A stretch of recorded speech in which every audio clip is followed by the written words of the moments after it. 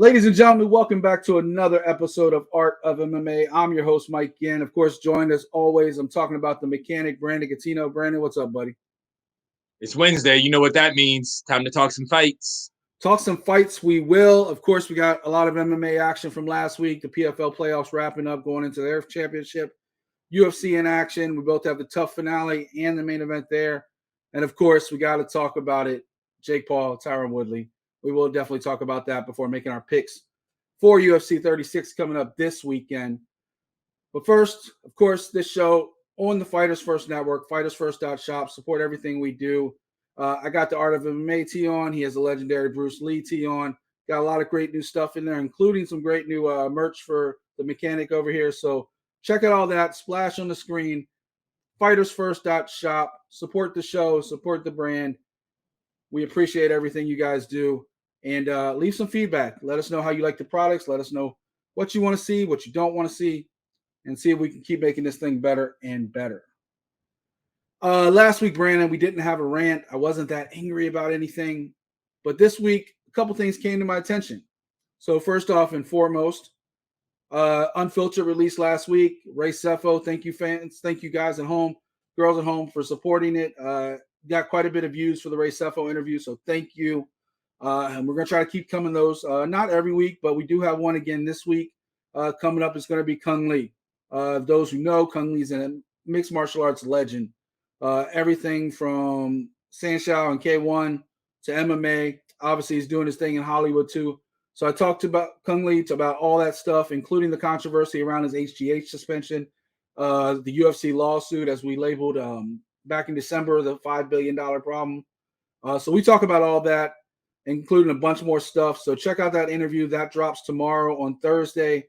But in that process, I started thinking about like the monopoly that UFC had, especially back then. Not as much today, but definitely back then. And then I started thinking about other things. Brandon's favorite dude, AJ McKee, right? He came out in the news this week. He was talking about his contract. It's like, if you're not going to give me a new contract, then let me go to the UFC. Well, AJ's dad said that, AJ McKee Sr. Brandon, the thing about that is you know about this, obviously, but a lot of fans don't know. You have a contract. You have a certain amount of fights on that contract, right? But if you win the championship in your last fight, your contract, and this goes for Bellator, UFC, I'm not sure about PFL because of their different structure, but a lot of organizations have this. If you win the belt, to keep you from just walking away as the champ, they extend your contract automatically 3 fights, or you can sit for 12 months and become a free agent that way. So AJ McKee fought out his contract, and now all of a sudden he's stuck in 3 more fights. And it's not that I think he has a real interest in leaving Bellator, though he does want to fight the best in the world, the Volkanovskis, T-City, Max, all those guys. Obviously, those as well in his division, you know, the Boricks and the J.J. Wilsons, along with the Pitbull rematch that eventually will probably happen. But he doesn't have a choice now. Like, because of the way the contract is written, and yeah, he signed the contract, he knows. But this is one of those things that have been bothering me for quite a bit.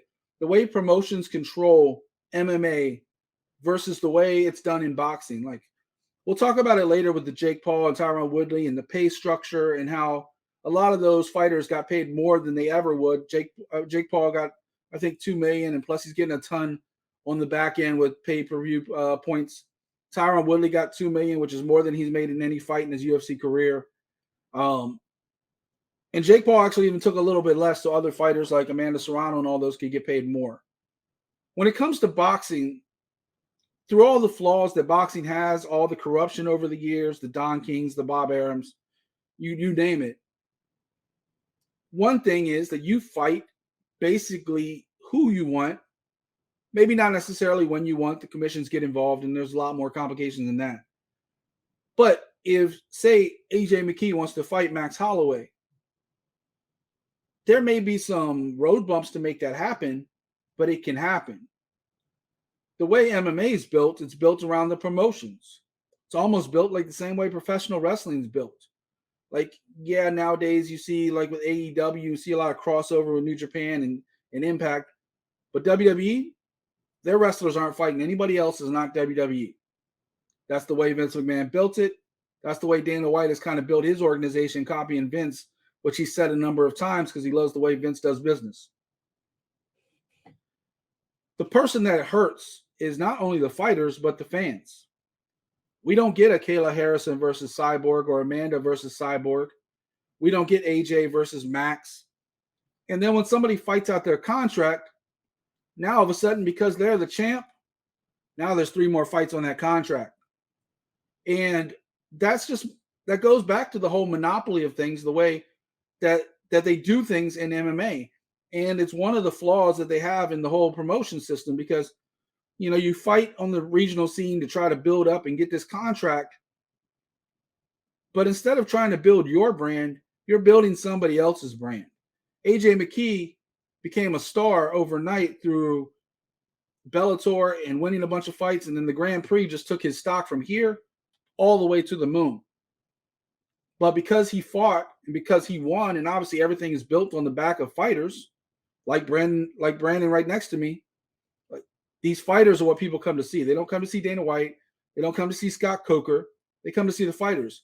And yet the fighters have the least amount of rights when it comes to the money they make, and UFC, especially with the outfits they wear. Like we mentioned a couple weeks ago, they don't get a penny for the crypto deal that they got. And I think maybe union might be too strong of a word because there are so many different promotions, but there definitely needs to be more fighter representation to get some of these old school clauses out of the contracts. If you have an 8-fight deal, you fight 8 fights, then you can, I think in fairness, Brandon, maybe they could have like an exclusive negotiating window, maybe like 90 days where you can only negotiate with that company. But you're a free agent. You should be able to do what you want to do. And that's the downfall in the whole contract situation. Brandon, you have any thoughts on any of this? Yeah, actually, I know what you're talking about with AJ McKee. I mean, to me, Bellator has always had a championship clause, even going back to the Bjorn Rebney days. They used to have that. UFC does now, it too. Yeah, now to me, I have no problem with the championship clause, because to me it's like you just became the champion and then all of a sudden you're going to vacate the belt. Like, they want to keep their champions, at least defend it at least 1 or 2 times. Now to me, going on what you're talking about with this, right? Again, listening to AJ McKee talk about it, because I heard an interview that he did where he did bring it up. Like I say, he wants to do other things, but the thing is, like, to me, it's all about who you're talking to. To me, Scott Coker is the guy that is bouncing things around. Like saying, if you want to go up to lightweight, Scott Coker will be down for that. If you want to stay at 145, I think about him maybe going on and doing like some boxing or something like that. I think Scott Coker will be more for it. Now, if it was the UFC, it'd be a different story. But to me, though, these 3 fights, though, it gives them time to, as you talk about, have a negotiation period where they can extend his contract. They can try to change his contract up and extend it. To me, that's why I use this as, because I go back to, like, you think of we're gonna mention it later, but like just think about like Invicta. They become a champion. The next thing you know, they're getting poached by UFC or Bellator. But at least though, if you have a championship clause, those girls will at least stick around and they can still grow their brand, as least being a defending champion. But then also too, they can still grow Invicta. But by the time they become a champion, next thing you know, boom, UFC got them, Bellator got them, or they went to the PFL. And then it's like, okay, now we're having another vacant title, and it's just going to keep on going. And you can't really have a promotion like that.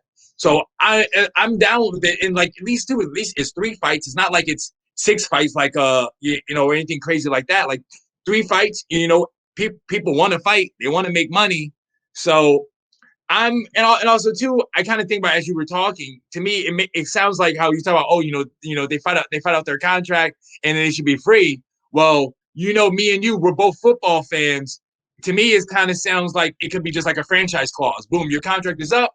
Okay, we're gonna franchise you. Okay, we're gonna franchise you again. I don't like that Kirk either. Cousins. I know. I know people don't like the franchise tag either, but also too, some teams, like the correct team, they use the franchise tag again as a way to negotiate with them and get those contract talks going as well. It kind of goes back to me of fighter versus promotion, brand, football team versus player. In this case, the fighters are the players. Without the fighters, you don't have a promotion. And it has gotten to the point with AJ McKee's situation where it's become a little contentious because now all of a sudden it's in the press, right? People knew a little bit before going into that event with Pitbull that he was on his last fight. If he had lost that fight, he could be in the UFC right now. So I get what you're saying. If that's where he wants to go. Yeah, if he wanted to. I'm saying he could do what he wants. That was my point. If you're so worried about losing these fighters, and I think Bellator might be the wrong example because Scott Coker does take great care of the fighters. He's one of the promoters I think does put their fighters first. But him, Ray Sefo, PFL, obviously Dana puts the promotion first. But it's one of those things where the promotion, like you're building the promotion, but what are you building the promotion on? On the back of the fighters. And so at the end of the day, I think the franchise clause is exactly what we're talking about. How many NFL players want to be able to Jadeveon Clowney had it famously put where you couldn't franchise him. It was in his contract because he knew that he was going to be held hostage, whereas he wants to go out and get the highest amount possible. You say it all the time. You're prize fighters. You get paid to fight. AJ McKee, and let's not fool ourselves. We know tampering exists. AJ McKee knows exactly how much is on the table from UFC if he was a free agent today. I'm sure somebody through back channels and said, hey, Dana, how much would you offer this guy if he was available? If he was available. When it comes down to this, it comes down to promotion versus fighter. And if the fighter lives up to their end of the deal, then they should have the choice. And like you mentioned, Invicta is a little bit harder situation because they definitely are a feeder promotion into other bigger promotions. They've accepted that role a long time ago when basically they've sold their rights to different networks and to Fight Pass and Access and stuff like that. But if you take good care of the fighters, they're not going to want to go anywhere, even if they are a free agent. They're going to want to stay. How many UFC guys jumped to Bellator because they got taken better care of? The end of the day is if you're taken care of, you're not going anywhere anyway. If you're happy where you are, you're happy where you are. Some care about money, some care about prestige, some care about brand awareness. So I just think that if you have a contract, honor that contract, stop adding shit to it. Because at the end of the day, if AJ McKee isn't happy that he got these 3 fights added on, what happens when that 3 fights is done or that year is up? He's going to leave you no matter what you offer him because now there's bad blood.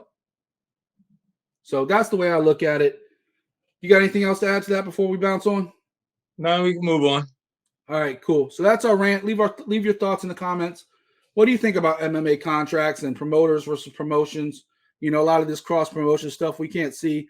PFL's open to cross-promotion. You don't see other promotions doing that.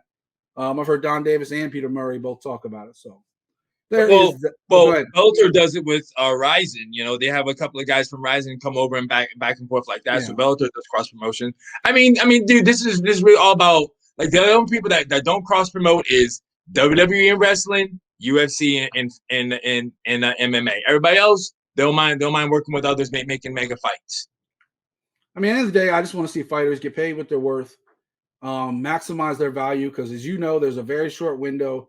You're putting your life on the line every time you step in there to fight somebody else. It's a combat sport between head injuries, other gruesome injuries, leg breaks nowadays. It seems to be popular.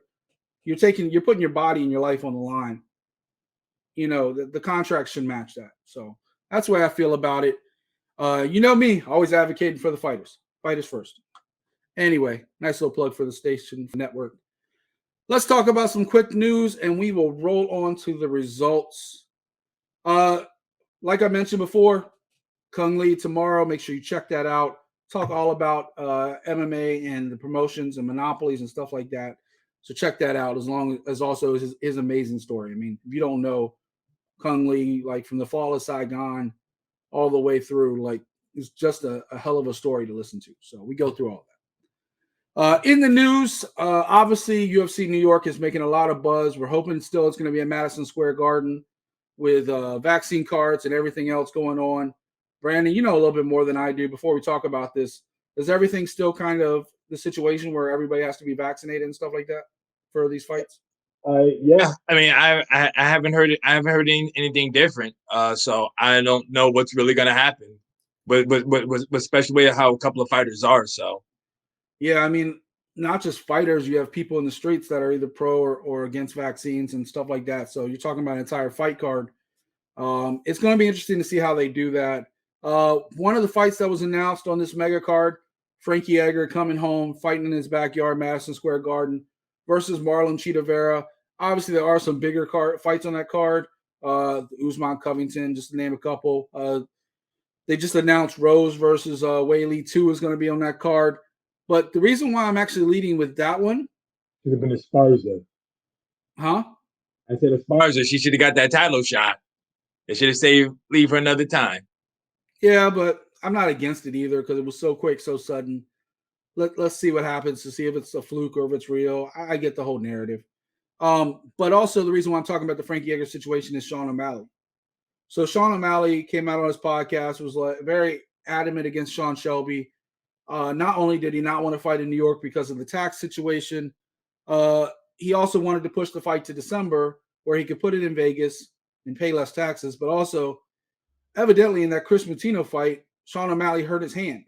So he still has hand injury issues sparring. So he just wanted to push it back a month. Obviously, UFC wanted to get Frankie Edgar on that New York card to draw and sell some more tickets. So everybody kind of understood Sean O'Malley and Sean Shelby are now good. They had some not so good things to say in the press about each other, but they worked it out, I guess, in the backstage of the UFC Houston card. So we'll see Sean O'Malley probably in December, but it's Chito Vera versus Frankie Edgar in New York in November. Just mentioned Rose Namajunas and Zhang Wei Li too. Also on that card, Durandamy versus Arena Adanya. Also, Ian Quinta versus Bobby Green's going to be on that card.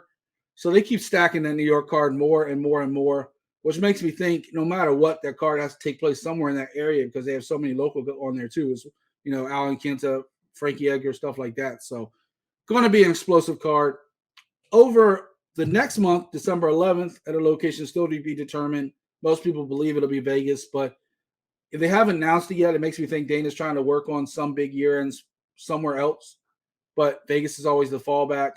But Brandon's been begging for this fight. He's been chomping at the bit.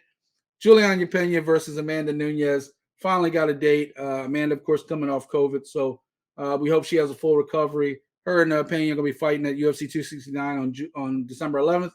And then also in the works for that card, Macy Barber versus Montana De La Rosa is scheduled on that. I just mentioned that because that's another fighter that Brandon just absolutely adores. Speaking of women's fights, unfortunately, there is some bad news. UFC flyweight Liliana Sherkarova suspended for 2 years for an out-of-competition drug test that she failed. As of December 5th, so it's backdated a little bit, she will be out 2 years from December 5th, 2020. So 2022, the end of the year, we might see her back. And then, congratulations, UFC Dana White's Contender Series, first week out, 5 new contracts. So congratulations to all of them. Matthew Sheffield, AJ Fletcher, Seta Brito, Altamirano, and Candelario all got contracts. So congratulations. Look forward to seeing them in the UFC and getting official bouts to get started with. That is the news. Took a little longer than quick, so I apologize at home, but here we go. On to the results. Your boy, 7-2. I got off to a hot start, struggled a little bit with the UFC, but bounced back on Sunday. Brandon, not so bad, 6-3. His percentage still went up, which makes it a little bit harder for me to catch him. But it's a marathon, y'all. It's a marathon. And I got about 3 months left to catch his ass. So here we go. Let's talk about results. First to mention, Invicta 44. Not a lot to talk about, but one big thing to talk about. Emily Ducote with just an absolute beautiful knockout of Danielle Taylor. If you have a chance, go on YouTube, go on Invicta. Look at the highlights from Invicta 44. They keep trying to do better and better, making better and better shows. I think the move to Axis has actually been a good thing for him. I think it's getting them a little bit more publicity, I guess, and a little bit more notoriety in some of these cars. They kind of disappeared on Fight Pass for a little bit, to me anyway. So now they're back on network television, getting a little bit more love. So Emily Ducote, obviously, you know, she's been on the doorstep of UFC in and out. She's definitely right there. So check her out. Check the entire card out. Now let's talk about PFL 9, the last card in the PFL playoffs before they get to the championship on October 27th. They set up the last 4 final spots, starting off with Khaybulaev versus Loughnane.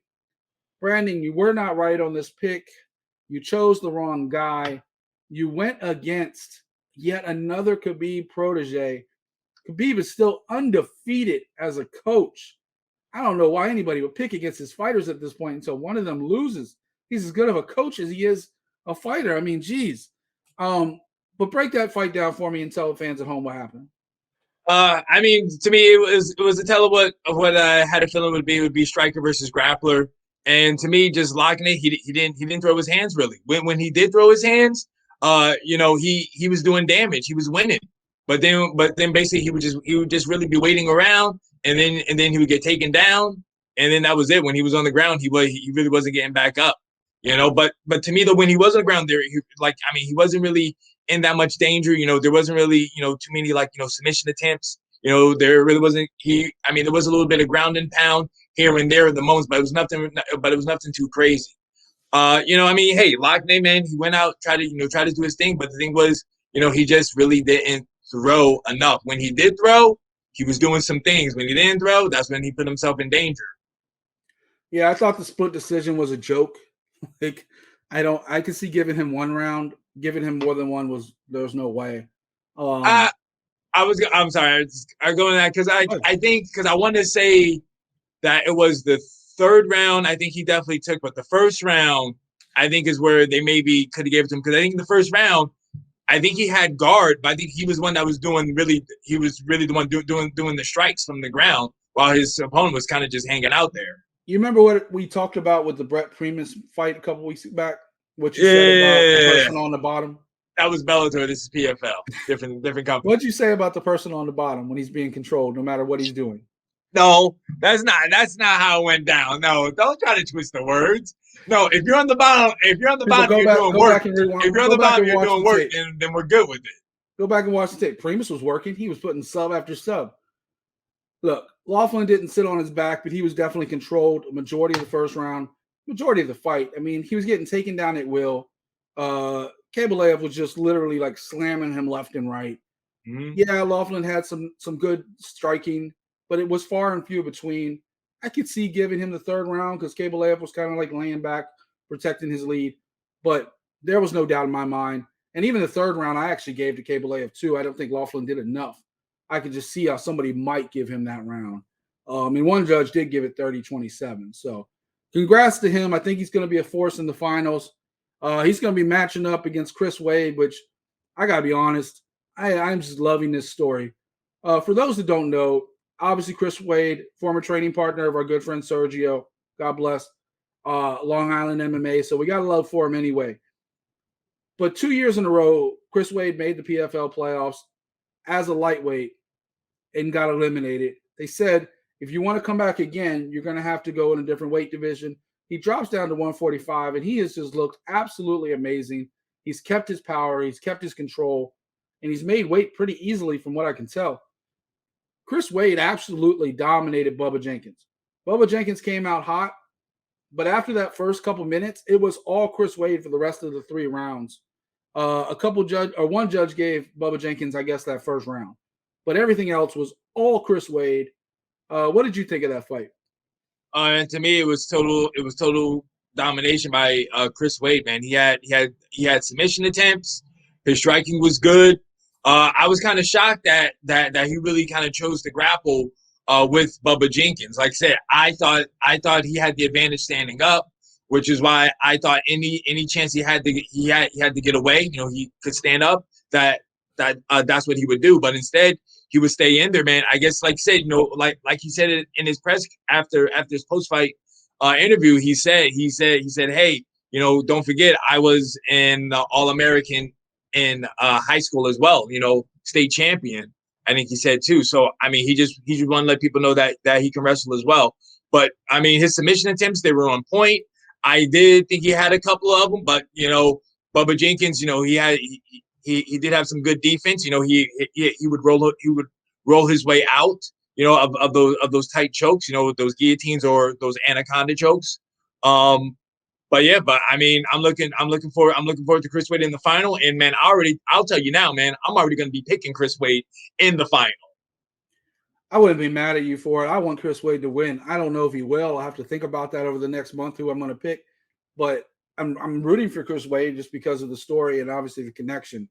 And people got to understand at home, Chris Wade, he has 6 professional losses. He's never been stopped, not once. He has 20 wins, 14 on decision. Only one of those is a knockout. He has 5 submissions. Chris Wade has always been very good on the ground. Bubba Jenkins just made his name on the ground, so I think people talked about it a little bit more. But Chris Wade has always been formidable on the ground. So big fan of Chris Wade. Happy for him. That's going to be a hell of a final, especially if they do go grappling for grappling. I think Wade would be better mixing it up a little bit more with his hands in that one. But we'll see how that one goes. You got to remember, Khaybulaev likes to throw hands too. He didn't really do it against Loughnane a lot, but he's been known for, throwing a big shot out of nowhere. Even Khabib says, yeah, he's got that Dagestani wrestling, but he likes to hit. He likes to throw punches. So we'll see what happens with all that. Going to be an exciting final for that one. Over in the light heavyweight division, we both were on Antonio Carlos Jr. He beat Emmanuel Sorde by unanimous decision. What happened in that fight, Brandon? I want to say that fight, man, that was a close fight. Because I want to say it really did come down to the third round. Because I want to say that I had Scarface winning, I think, the second and third round. Because I want to say in the first round he was getting pieced up. I'm sorry, Shoeface. My bad. I had Scarface. Not Tony Montana. Sorry. Yeah, Shoeface. I had to think about that a second. I was like, wait, what? Yeah, I'm sorry. Yeah, I mean, it really came down to control as well, because that's what he did. He wrapped him up, took him down, and kept him down this time. I think in the beginning, he would try to take him down, but he wasn't able to hold him down or anything like that. But this time in the third round, he was able to do it. But it was a close fight. I could see a judge, maybe giving it to to his opponent, but I'm glad the judges got it right. I think Antonio Carlos Jr. looks great at 205. He's fought everywhere from middleweight to heavyweight. This seems to be a good home for him. He has no trouble making weight. I was confused by the scoring a little bit. I thought he won 29-28. Yep. I think for a judge to give it 30-27 was ridiculous. In fact, in my mind, actually, when I first heard the 30-27, I was like, oh, crap, Sorte won this fight. Because I thought Sorte won one round for sure, and I might even have given him 2.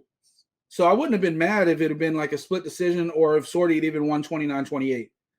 Because that fight was so close. Every round was like razor close. Mm-hmm. It was really takedowns versus control and like you said, what you do with that control type situation. I'm happy Carlos Jr. got the win, but I think that fight could have gone either way on the scorecard. So I don't think anybody would have been mad if it had gone the other way either. So that fight was definitely exciting. The other co-main or other side of the bracket, not so exciting. This happened to me early on in a pick where my fighter lost because of an injury, like right off the bat. So I kind of feel for Brandon here a little bit, but fortunately for Cesar Ferreira, hopefully he has a full recovery. It looks like a torn hamstring or something of that nature. But Martin Hamlet is moving on. They call it TKO, but really Ferreira pulled something in his leg really badly, went down. Hamlet threw a couple punches and the ref stopped it. So he gets the TKO, but, it was definitely because of an injury. So not much to talk about there. Hopefully Ferreira has a full recovery. Get to see him in soon. In other action, Shayman Moraes got the win. UFC vet Chris Camozzi keeps on rolling in PFL. He got the win. Anthony Dizzy with a win. A lot of decisions. Bobby Moffitt got the win over Jason Knight, who actually, funny enough, we just saw a couple months ago in Gamebred's bare knuckle fighting. So interesting to see him back. And Alejandro Flores got the win over Carl Deaton in a split decision, which, by the way, was another one of those. It was just razor thin. I don't know if I would have called it either way. I'm not mad at the decision, but it was definitely interesting. And then a big knockout for Brandon Jacobs over Jacob Kilburn. So that was definitely a highlight, first round knee knockout. So check that out. Check out the highlights. PFL 9. Of course, their final October 27th on ESPN. $6 million on the line. So check that out. And while I'm plugging stuff, check out my Ray Sefo interview from last week. We talk about that. And then we talk about everything else in his career. So another legendary career. Unfiltered's rolling. Make sure you check it out. Last episode, and then this episode coming up this Thursday. And sorry for hitting my desk for anybody at home that hears that bang. My bad. UFC 35, Vegas 35, also the TUF 29 finale. Brandon, you are right. I was wrong. I know you love to hear those magic words, but Giga Chikadze just keeps improving. I mean, I go back a couple years ago where he was winning split decisions against Emmers, and I was like, I'm not so sure about this guy. He can strike, but can he do anything else? Not only can he strike, he showed when, Edson got hurt and Edson fell down and tried to grapple with him a little bit. He showed his ability to get out of that as well. He's been working really hard on his wrestling defense and his jiu-jitsu and stuff like that. So Chikadze's definitely coming a full MMA fighter, and he's only looking better. Break down that fight against Barboza for me. Hey, man, it was a good fight by Giga. Like I said, man, it's Giga time.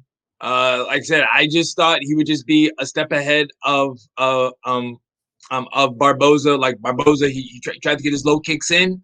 Some of them he was able to land on Giga, but Giga also did check them. Like I said, I just think that Giga would be more aggressive than Barboza, which he was. He would counter those, those leg kicks with a leg kick of his own. He was a lot as faster. Well. Yeah. Like I said, that's why that's what I said. I just felt like he would just be one step ahead of Barboza, and which he was, and it paid off for him, and he was able to finish him in the third round. It's not often you can say somebody's faster than Barboza. Like, that doesn't happen very often. And I will say, I think Barboza was a little better with the hands, but just the way Chikadze was throwing up those kicks so fast. And even though people, I think, were confused a little bit because they were listening to the announcers and not actually watching the action. Barboza blocked 90% of Chikadze's blows. Like, with his arms, his legs, he was checking most of what Chikadze was throwing. It's just when Chikadze does land, he lands with such power and force because everything he's throwing is like a knockout blow, that it only takes one to really get through, and that kind of changed the fight. Once he rocked Barboza, that was kind of the end of the road. Barboza got on the ground, tried to lock in some kind of leg lock, but at that point, he was also out of it at the same time. So, Chikadze, like I said, has been working on his ground game, so he's not a slouch down there either. He's got a couple submissions on his resume, and he's only getting better. Since he's committed himself to MMA, you can just see he's going like just levels up and levels up. I know you're excited. I'm not so excited about him calling out Max Holloway. First of all, I don't think the fight will ever happen anytime soon because Max got Yair Rodriguez, and then he's probably got the winner of Volkanovski T-City, Brian Ortega. So if anything, it's a year away for Chikadze if he wants Max Holloway. And I don't think Chikadze wants to wait around for that. One of the things we do here talk about what's next, though. Who do you think is a good matchup for Chikadze right now? Because he's definitely got to jump into the top 10, but I don't think he'll jump as far as top 5. Do you? Yeah, I think he. I think he's I number think 8 now. Yeah, exactly. I want to say I think he's number 8 now. I mean, dude, honestly, I mean, you talk about Yair Rodriguez, but Yair Rodriguez is known to pull out of fights. Something might happen. He gets injured or whatever happens. And he can't be there. So maybe Giga could. Max was the one that pulled out last time because he got hurt. I mean, so you never know, man. I mean, he can step into that. I mean, there's always Korean Zombie, and I say he's available. You know who I'd like to see him match up against? Calvin Kattar. Calvin Kattar, yeah. Like, I think that could be a good one too. Because Calvin doesn't back up, even if he's hurt. You saw against Max. Max pummeled him for 5 rounds. He just kept coming. And coming. He's got a little bit of Nate Diaz in him a little bit. Like, I like Calvin Kattar a lot. I think him and Chikadze would be a fun matchup. And then, like you said, Korean Zombie or even Arnold Allen, who has another tendency to kind of disappear out of fights. I think that would be another matchup. But he said he's looking top 5. He wants a top 3, preferably.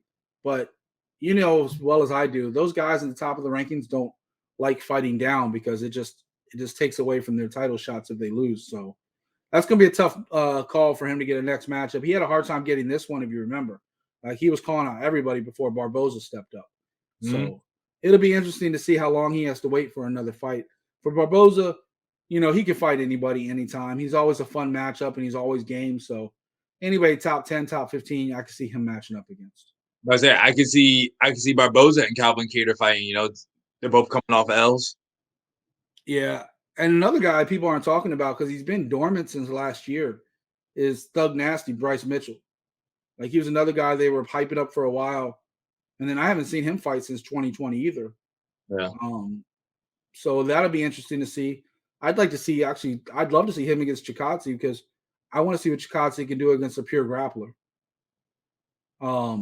Could somebody get close enough to Chikadze to actually grapple with him is another thing because he's so good with distance. So we'll see. In the finals for the TUF 29, couple different finals. Brian Battle got the job done against Gilbert Urbina. That was kind of interesting because Urbina actually came out hot. And I think even might have been Michael Bisping that was talking about it. When you take a fight on short notice, you got to try to get that fight done in the first round, maybe the second, because then that adrenaline dump like goes away. And I think that's almost what happened because Urbina definitely came out the hotter of the two fighters. But then the second round, Brian Battle caught him in the rear naked choke, and that was it. When it became a situation when Battle got on top of him, you could just see that Urbina had nothing left because it was a complete adrenaline dump. Do you anything else to add to that fight? What do you think of that fight? Hey man, just kudos to Urbina, man. You know, represent for his family. You know, his two brothers, they also were on the Ultimate Fighter, but just like his brothers, man, he had to catch that L. So it might be a family thing. But not, man. But kudos, Brandon, man. throwing the whole family under the bus. And but kudos, but somebody clip that. But kudos, man, to Battle, man. Why? Because he battled, man. I'm saying it was looking bad in that first round, man. I almost thought he was about to get stopped, but you know, he stayed strong. You know, was tough. You know, he made it through, and then boom, second round, it was his time to shine, and he came through. Bloodied up in that first. Yep. The second TUF final, I was wrong, and I'll tell you what, I'm not sure I was. You were wrong. The judges went with Pretty Ricky. First of all, I'll never pick somebody named Pretty Ricky. Exactly. That's your downfall. You should have, man. So if he ever comes up to another, I know he's trying to save the world. He's trying to do great things with his post-fight press conferences. Bro, that thing was fire, bro. Fire. Yeah, his promo, he's basically trying to save the entire world. And definitely props to that. I'm not shitting on that. Congratulations to Ricky Turquoise. He fought a good fight. I thought Heinz did more. I did. I thought with the takedowns and other stuff, I thought he did more. But I was clearly overruled by MMA judging. So was I right? Was I wrong? Who knows? But Brandon, what did you think of that fight? Hey man, it's like what we're gonna talk about. Like we talk about oh man, we just talked about earlier, man. It was like saying because that first round, he was on the bottom. But the thing was, when he was on the bottom, he was throwing some elbows from hell, man. Or should I say, he was throwing some elbows. He was doing damage, man. You saw homeboy's face. Man, he was cut. He was bloodied. Huh? You're full of puns today. Hey man, I'm just putting it out there, man. It's a good Wednesday, you know. But Pretty Ricky was just doing work. Like say, you're right. He was controlled. Because I think his opponent had basically like 5 minutes and like 50 seconds of control time. But then though you look at the strikes, Ricky had more on their feet, no doubt.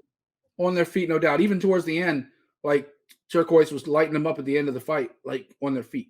Yeah. But it's a matter of to me, it's kind of the old boxing adage. Like if you control the first 2 minutes of the round and another guy does something for 1 minute, then who wins the round?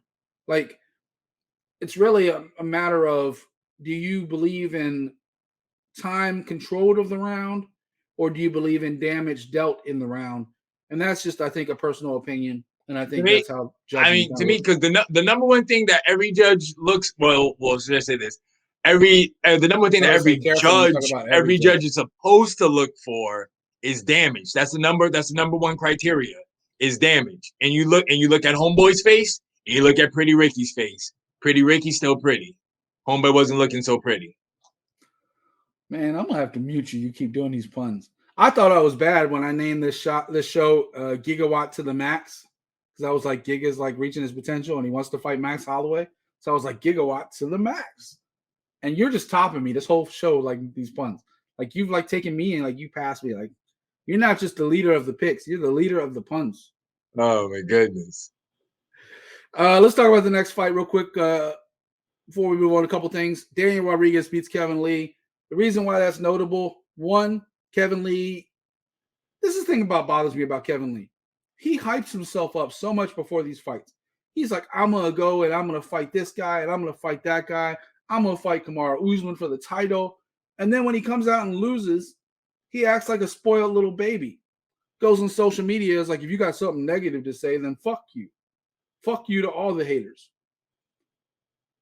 Kevin Lee, you set yourself up for this. It's like the people that talk trash about Conor McGregor. Conor McGregor sets himself up for that. If you're going to go out, say you're the greatest, say you're going to run through everybody, and then you lose to a guy who was a last-second replacement that clearly looked like he was out of shape. Like, I've seen Daniel Rodriguez in a lot better shape than he was on Saturday. And he still beat your ass. Like, I don't even know. 29-28, I think, was generous. I thought it should have been 30-27, personally. I know Kevin Lee had a couple moments early on, but look, if you want to sit there and put fire and you want to throw coals on the fire, you got to be able to take the feedback after the fight as well. If you talk shit before the fight, don't act like a crybaby after the fight. Kevin Lee is a phenomenal fighter. He's won a bunch of great fights. But guess what, Kevin? If you talk shit, people are allowed to talk shit back to you. That's the way the world works. Any thoughts on that one, Brandon? Hey man, I mean, I don't know, man. Like to me, I feel like Kevin Lee's a guy who should fight at 165 because I just don't think. I mean, I just don't think 155 is. I don't think 170 is where he really should be because I think the guys are just too big for him. And in 155, he always has trouble making really, or he basically like almost kills himself to get it. So I mean, to me, he's one of those dudes. Is like, yo, if there was a 165 division, that's where I think he could excel at. My problem with him is that he calls out people like Khabib. It's like, oh, I'm gonna fight Khabib, and then he goes 170. He's calling out Usman. Dude, win a fight. Win a fight, then call somebody out. Because every time you get put on the platform of a big fight, you lose. And if Daniel Rodriguez whooped his ass, what do you think Sean Brady was going to do? Like, Sean Brady sat there and clapped at him in social media too because he was talking so much trash about Sean Brady for having the foot infection or whatever. Like, you get what you get. You reap what you sow, right? Mm-hmm. Another action, Andre Petrosky looked awesome. He was also in a tough season and got lost early on. Man, he came back vicious. Gerald Mashak got the big win submission, get himself back on track. Oh, my God. Razak Al-Hassan, his kids told him, go out and get a win, Daddy. He got a win. A vicious knockout of Di Chirico. Turman got the win over Alvey in a split decision. Man, I tell you what. Alvey almost won that fight on disqualification points. Just points taken away, he almost won that fight. That's how many, fouls that were in that fight. So I can see why he was a little upset that he lost that fight versus split decision because there were so many points taken away. I don't really know how they scored that fight, to be honest with you. You want to talk real quick about your boy Dustin Jacoby? Hey man, like I said, I just knew he would have the better. I just knew he would be the better striker, and that's what he proved. He went out there, did it, man. He let those hands go, had some good kicks, man. Just Darren Stewart, man, he just wasn't ready for it. I mean, I like Darren Stewart. I was a fan of his, but I mean, 2 L's in a row. I mean, maybe really could have been 3 because really 3, yeah. Yeah, so I mean, he maybe could be getting those walking papers. I wouldn't be surprised, but I hope not. He just got dominated against Jacoby. Jacoby used those kickboxing skills and just lit his ass up. JJ Aldridge with a dominant win over Demopoulos. Boy, Pat Sabatini, man, he got rocked early, got to the ground, and Emmers just made a mistake. He tried to go leg lock with a jiu-jitsu guy like Pat Sabatini. That was a bad move. No, And I was gonna say now, man. I mean, Biz being said it like no. So like Sabatini had a knee bar while Homeboy had a toe hold, and like and Biz being said, toe hold, small hold, man. You got to abort that, man. Somebody's going after your knee, and you trying to rock with the toes. Nah, man, move over now. And now Biz being said, man, dude, that could be 6 months of his career gone now because he has to heal. Emmers, who gave Chikadze all he could handle a couple years ago, like we know he's a talented guy. He definitely got Sabatini early, got him to the ground. But like you said, like I think Bisping said, like toe holes hurt, knee injuries last a long time, and there's a graphic. We're not going to put it up, but there's a graphic of the moment where Sabatini did that twerk, and you can see his knee pop, and it's not pretty. Definitely hope Emmers has a full recovery. Last fight, Mana Martinez got the win over Guido Canetti via split decision as well. That is that for the MMA. We got one more card to talk about. Jake Paul, Tyron Woodley. I'll tell you a couple things before we get to the main event. I'll do this one opposite a little bit. And we're going to kind of breeze through this one. We're only going to talk about the main event. Tommy Fury needs a lot of work. If he fought a guy half his size who really, Anthony Taylor, comes from the MMA world more, his trainer is H.M. McKee's dad. Yep. Tommy Fury had a huge size advantage and still couldn't stop somebody like that. Anthony Taylor's definitely always game, but he was definitely outsized in this fight. And Tommy Fury needs a lot of work if he even wants to fight somebody like Jake Paul, let alone a serious contender. But it's only his 4th or 5th fight, I believe. So Tommy Fury has a lot of work to do. And everybody in his corner was stuck in England because they couldn't come over because of COVID. So he didn't have his people with him. So who knows if things would have been different if he did. Montana Love, oh my God, this dude came out, put on a hell of a performance. If you're a boxing fan, this guy did great. Ivan Baranchyk was the champion coming in. He didn't come out of the corner in the 7th round. It was kind of weird, but Love definitely dominated him. His corner kind of throwing the towel a little bit. He basically barely survived the bell right before that and got knocked out, almost knocked out before that. Daniel Dubois, if you like heavyweights, this guy throws hands.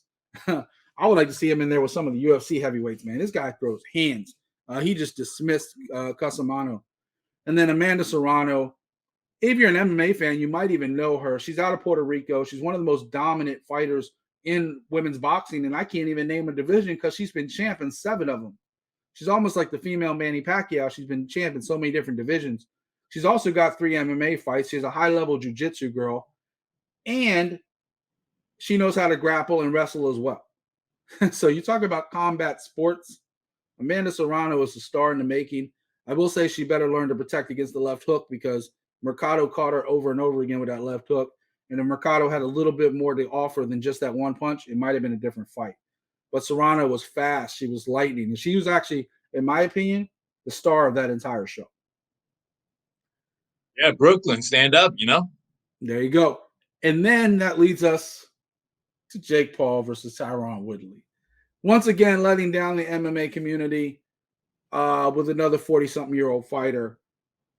Couple things I want to say about this. And I'm going to get Brandon's take too on this one as well. To the fanboys and fangirls at home who don't know how a fight is scored. One great round, which was the 4th round for Tyron Woodley, where he knocked him into the ropes, almost knocked him down. You want to say the ropes held him up?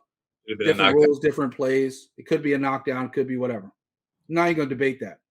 Jake Paul got fucked up in the 4th round.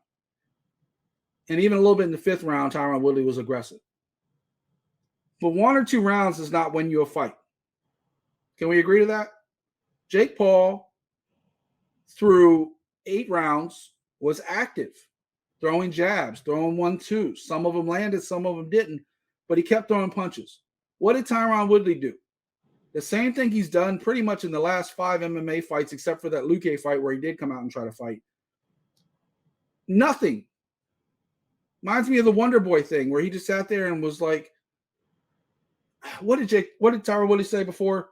He's there to get paid. He's not there to get hurt. He wants to go win the fight. He's not going out there to put his body on the line. He's not going out there to like try to like get hurt. That's what it looks like when Tyron Woodley fights. Every time when something was on the line, Colby Covington in the last round when he broke his ribs, he knew he needed a knockout to win. He came out flat. When he came out to Usman in the last round, he knew he needed a knockout to win. He didn't. He came out flat and didn't throw punches. Tyron Woodley is his worst enemy. If Tyron Woodley had thrown punches for 8 rounds, Tyron Woodley would have won that fight easily, whether it would have been a knockout or not. But all Tyron Woodley did was sit there and wait for his moments, wait for his opportunities. That's great if you're going to get a knockout, but you didn't knock him out. He made it through the whole fight. And Jake Paul did win that fight, whether people want to admit it or not, because he was just more active. 6 of the 8 rounds, Jake Paul did more work than Tyron Woodley. You don't have to like Jake Paul. I don't fucking like Jake Paul. But that's what happened. Brandon, did you see it any differently? I mean, well, unlike you, I don't have any problems with Jake Paul. Jake Paul is Jake Paul. He does his thing. I'm not hating on it. I'm not knocking his hustle. But no, Jake Paul won that fight. It's like you said, man, Tyron Woodley just wasn't active. As I'm saying, you can't win a fight if you're not active unless the times when you are active, you knock the person out and you put them down. Which is what didn't happen. Like I said, he had that good 4th round. I mean, to me, that's on the ref, not on the judges, because the ref is the one who has to call it a knockdown. He didn't call it a knockdown, but it should have been because the ropes is what kept Jake Paul up. So I mean, the 4th round should have been a 10-8. It is what it is. It's not, but he still took that round 10-9, and I want to say I think maybe he won the 8th round as well. So I think those are the 2 rounds that he probably took it. But I mean, yes, was he a?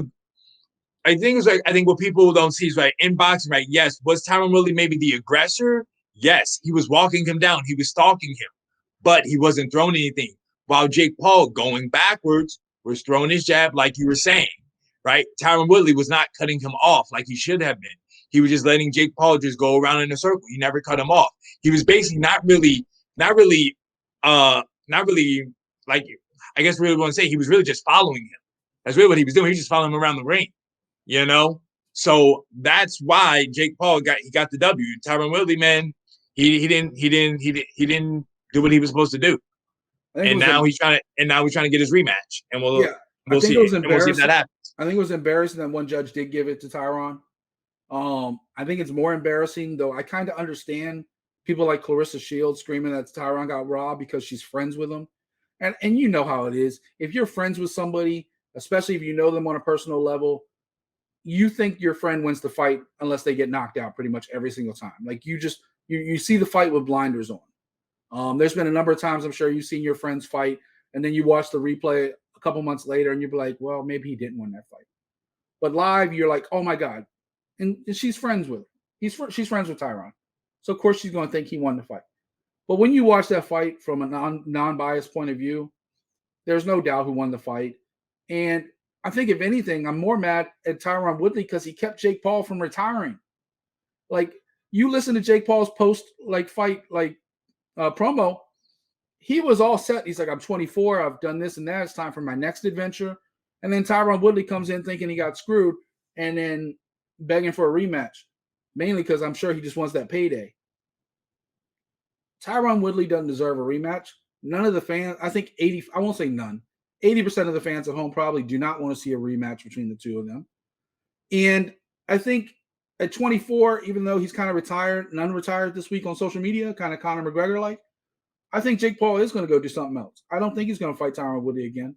And the funny thing about the tattoo is that the loser was supposed to get the tattoo no matter who, what happened. And I still don't think Tyron Woodley's gotten the tattoo. He hasn't. The tattoo artist, the tattoo artist lady bounced. I think he said he messaged her and she never answered or responded.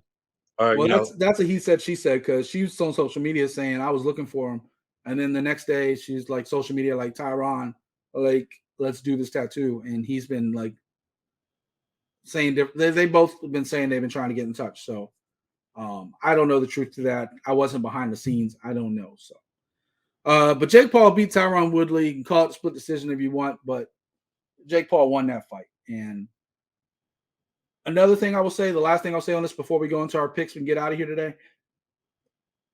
Jake Paul has only had 4 professional fights, one of them against a basketball player, another one against a YouTube personality, a third one against a non-striker MMA fighter. This was the first time he fought somebody that could actually hurt him. And he survived 8 rounds with that guy. You don't have to like Jake Paul's personality. Like I said, I don't like his personality. Unlike Brandon, I don't actually hate on his hustle. I actually respect his hustle. If you're going to make that money, make that money. Him and Logan Paul, I don't like them personally, but they've both been making that money and putting in the hustle and putting in the work. They built a lot of this social media stuff that some of us benefit from now. And they're only in their young 20s, mid-20s, early 20s. But Jake Paul, in his 4th fight, went 8 rounds with a former UFC champ. If you want to blame it, blame on Tyron. Because when he got hurt in the 4th round, forget the ropes.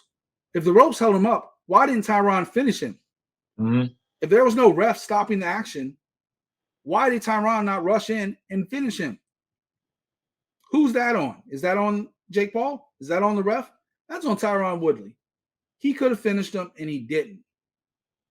So if you want to scream the fight's fixed, blame it on Tyron because he's the one that didn't finish him when he had the chance. All right, you ready to get some picks so I can keep inching closer to the top? Yeah, let's do it. Brandon's over there struggling with Wellness Wednesday. I told you stop getting those nice cushy like massages and everything before the show, bro. Coming up this week, by the way, before we make our pick for UFC, One in Championship has their Empower event, their all-female event on the 3rd, so make sure you check that out. UFC 36, Vegas 36, Derek Brunson versus Darren Till in the main event. Brandon, I'll let you go first. Who you got in this fight and why? Man, I was kind of going back and forth on this one, but I think I'm going to go with Darren Till. I think middleweight is really his division. I think I know for sure he's going to have the reach. And to me, if Brunson takes him down, Brunson will get it. But I just think Darren Till is just going to hit him. I think Darren Till is going to hit him, and Brunson, to me, man, he can't really take shots.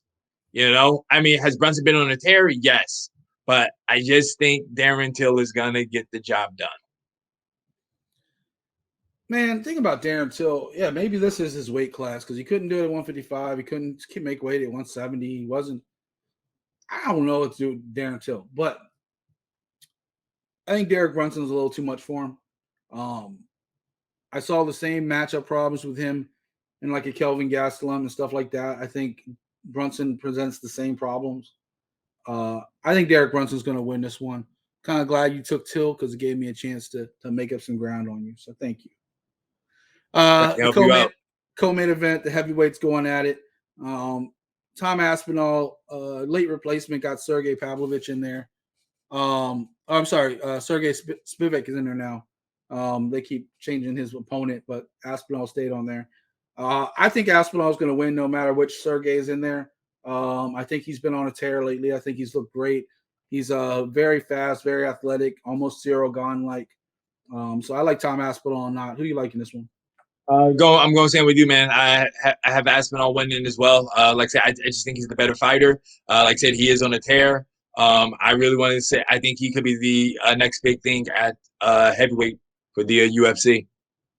Yeah, I mean, and let's not sleeping on Spivak. I just picked him last time to get a win when he fought Olenek, and you were wrong about that one too. I just want to throw it in because you haven't been wrong very much lately, and I got to take what I can get. But yeah, I think Aspinall is definitely the better of these two fighters, and I think it's probably even be a stoppage. I think it's going to be pretty quick. What is the fight that you are looking forward to on this card that I did not steal from you? You know me, man. I always got to fall back to the ladies. I'm going with the McCann versus Kim fight, and I got Molly McCann winning. Like I said, I mean, I know she's kind of been a little up and down, but I just think think it's gonna be her time to shine. You know. Yeah, I mean, she looked like Alex Grasso definitely got the better of her last time they fought, but I'm sorry, I was thinking of Kim. McCann's lost a couple in a row, but Alex Grasso just dominated Kim last time. Funny thing about Kim is you don't see very many fighters with 2 draws on their record. Not 1, but 2. So that should be an interesting fight. It's going to be a back and forth battle. Both of them are pretty similar in style. A lot of South Korean fighters like to come out and bang. So we'll see what Kim likes to do against McCann. Go ahead. I was gonna say just with that fight is, like I said, I think they're both going to be striking, but I think McCann has the power advantage, which is why I think, man, if they get into a war, I think McCann might be able to put her down. It's going to be interesting. I don't really know who I'm favoring in that one. I don't know. I think I might even think Kim might win that one, but we'll see. That's why they fight. My pick, which I may or may not have stolen from Brandon, because I made my picks first this week instead of being like, hey, what are you guys picking? And then, I'm stuck with other fights. Nah, I took Paddy Pimblett, a.k.a. Paddy the Baddie, Cage Warriors 2-division champion, making his UFC debut. He's been kind of up and down his last 5 fights, has a couple losses in there. But every fight he's ever lost to, he's got 3 losses in his career. 2 are down in the UFC, and 1 is in Bellator. So he's only lost to guys who were already competing at the highest level. I think he's going to stick around 155, but he could also go 145. He could also go 170. Very Conor McGregor-like in that. He's also got the same kind of swagger Conor has. So we'll see if he makes the same impact. I am picking him against Luigi Vendrame. I think Vendrame is super tough, but I think it's kind of a matchup built for Paddy to make a good debut and make a good name for him. I could even see Paddy getting a stoppage in the first or second round. So we'll see with that. Also in action, undefeated Jack Shores against Ludwig Stolman. That's going to be an awesome fight. Air Jourdain against Julian Erosa. I think actually Jourdain will probably make quick work of that if Erosa fights like he did last time. Alex Morono in action against David Zawada. Modestas Bukauskas is going to be in a war with Khalil Roundtree. So some good stuff to take a look at. Obviously, as always, a lot of these fight night cards you kind of sleep on end up being some of the best fights of the year. So check that out on the 4th. Brandon, anything else to add to this card? I mean, just kind of bummed that this fight was supposed to be in England, but instead, with everything going on in the world right now, this fight has to be. This was the London card, right? Yeah, exactly. That's why we got like Till and Paddy the Baddie on there, and Molly McCann on there and everything like that. But it is what it is, man. Hey, at least these guys are still able to fight. But it just has to be in Vegas instead. Yeah, I mean, and we hope the whole same thing doesn't happen to New York. So we'll see what happens with that in a couple months as well. Hey, New York, man, just come over, baby. Jersey, we got you. Prudential Center, Atlantic City, you name it, we got you. Either way.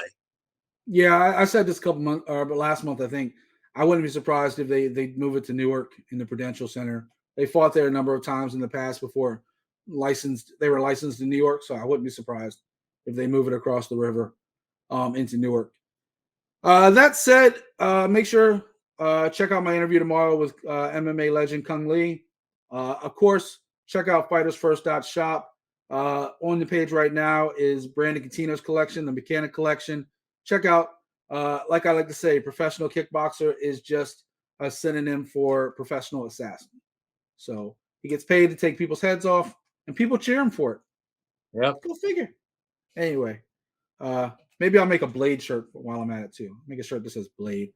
We'll talk to UAW Elite and see UWA Elite and see if they want a Blade shirt. See if we can work that one out. Anything else you want to add today, Brandon? Hey guys, just forget same thing on Saturday, man. Glory 78, Bada Hurry's back in action. They got the freak, man. And they got Pereira in there too. Yeah, exactly. Yep, Pereira and Bahitov. They're rematching for the light heavyweight title. They got their middleweight title up for grabs because since Pereira vacated the middleweight to go to light heavyweight, so the middleweight title's up for grabs, and the lightweight title's up for grabs as well. So you got plenty of action on Saturday. You got MMA, you got kickboxing. Enjoy your holiday weekend, everybody. Have a safe one, and yeah, man, the Mechanic collection is growing, man. We got tank tops, we got hoodies, and just go out, get something, get one for you, get one for your loved ones. Saying hoodie season is coming, baby. Keep them warm. I'm not gonna lie. I think I'm gonna get that zip up hoodie. I love the way that came out. Got the Fighters Yeah. First logo on the front, the mechanic on the back.